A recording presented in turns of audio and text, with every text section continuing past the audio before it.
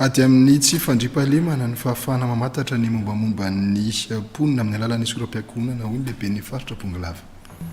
Mbola voasokajy io faritra mena amin'ny tsy fandripahalemana ny faritra Bongalava amin'ny fisian'ny asandalo isan-karazany hoy ny tatitry ny lehibe ny faritra sarotra ny fitahirizana antota taratasy raha toa ka tsy misy ny toerana voatokana ho an'izany. Hoy kosa ny ben'ny tanàna ho Tsorolomandidy nametrahana fitaovana solosaina miampy logiciel fitahirizana antota-kevitra manokana. Araka izany ny commune Tsorolomandidy izay tetikasa napetraky ny ministera ny posta sy ny fifandraisan-davitra Mesana Lamindrainy eo amin'ny sariny Ivrastata. Milina fanoratana trano no nanontana ireo soram-piangonana nandritry ny taona maro tao amin'ny commune Tsorolomandidy. Ankoatra ny fahelan'ny fanoratana soram-piangonana, tsy mateza ihany koa ny antota taratasy hoy ny ben'ny tanàna ny Tsorolomandidy. Azo atao fitaovana idiny amin'ny tsy fandripahalemana.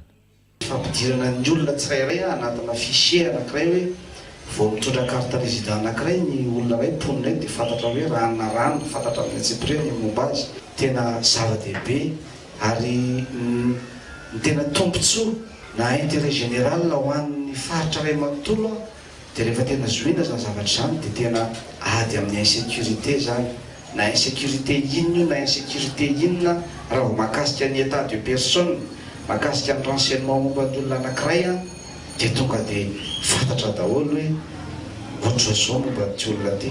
Ny fampiasana fitaovana informatika ny vahaolana amin'ny fitehirizana ny soram-piangonana hoy ny talepahitry ny ministera ny posta sy ny fifandraisan-davitra. Ary amin'izay fampiroboronk'azy bireny izay dia mitanjona dia io le mipetraka le projet présidentiel manao hoe le numérique pour tous.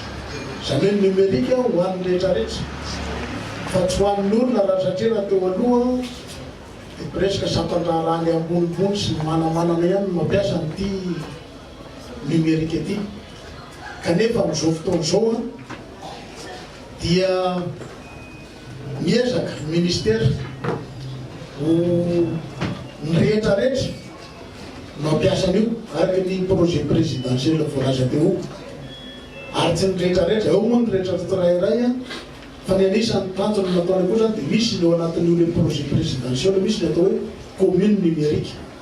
Ny zoma lasa teo no nanomboan'ny etetikasa fampiasana ny nomerika amin'ny fanontana soram-piangonana tany Tsorolomandidy izay fanombohana hoy ny ministeran'ny posta sy ny fifandraisan-davitra ary ny fikajiana ny aitao arakajy mirindra.